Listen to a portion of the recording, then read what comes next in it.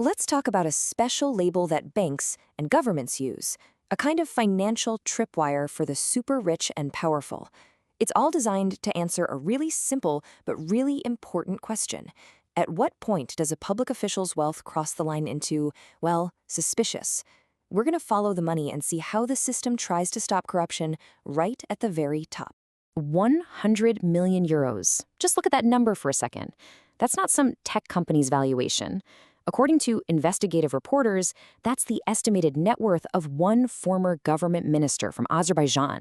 And get this, most of it is stashed away in his kids' names. Which, brings up the obvious question, right? How on earth does somebody on a public servant's salary end up with a fortune that big? This is the exact problem that banks, regulators, and law enforcement are wrestling with every single day. So to get a handle on this, they came up with a special classification.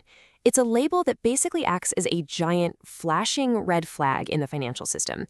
And it's a simple 3-letter acronym that is absolutely critical: PEP. So what is a PEP?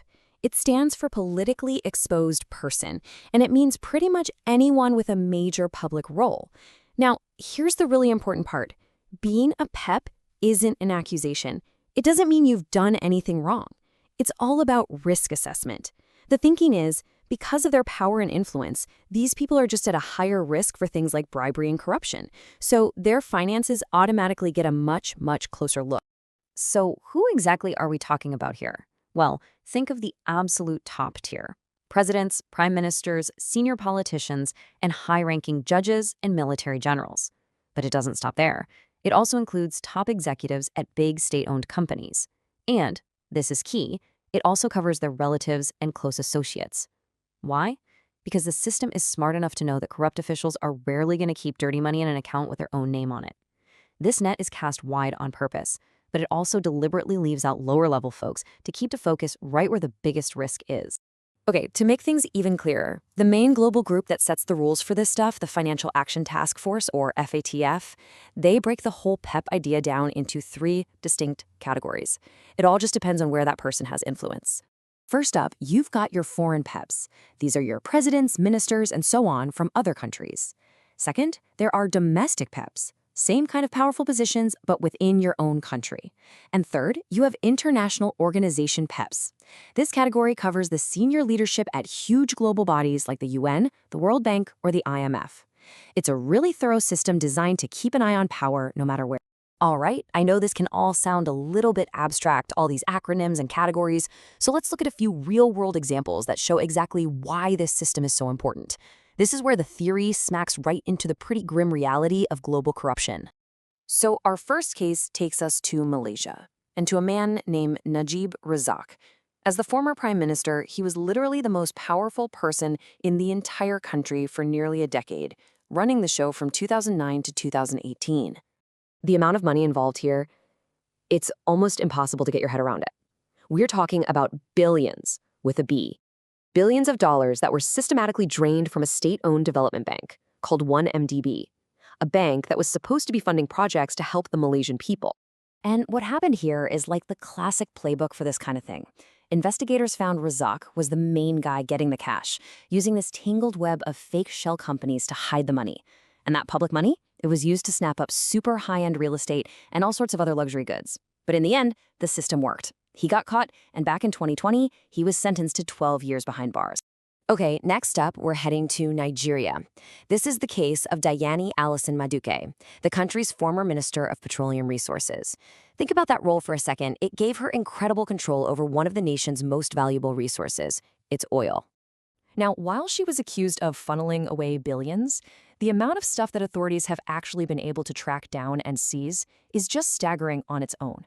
The U.S. Department of Justice, by itself, recovered assets worth $145 million. And where did all that cash go? Well, it wasn't into schools or hospitals. It was into the kind of personal luxury that is just breathtaking.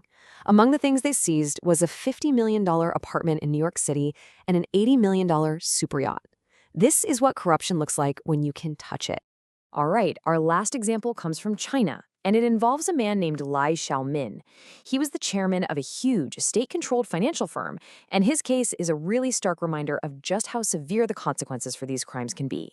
He was convicted of taking bribes, and the amount? It's just jaw-dropping. The grand total?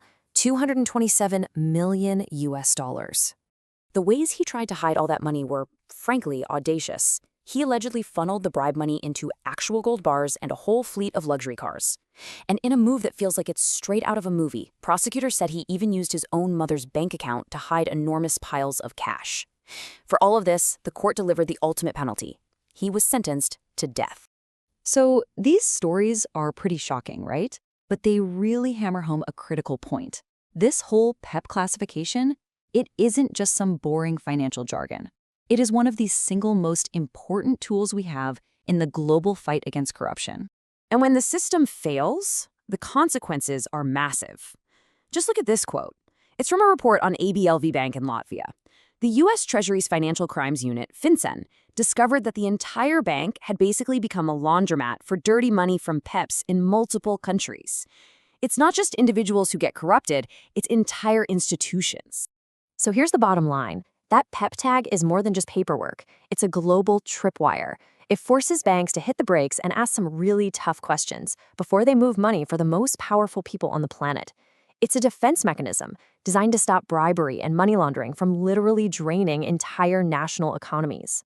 And really, this whole thing is about protecting the integrity of our financial system. Because when these rules get ignored, the very first thing to die is public trust. The cases we've just talked about, they're the ones that actually got caught, the ones that were investigated and prosecuted. You could say they're just the tip of the iceberg. And that leaves us with one last, pretty chilling thought. If this is the corruption that we can actually see, what on earth is still hiding just beneath the surface?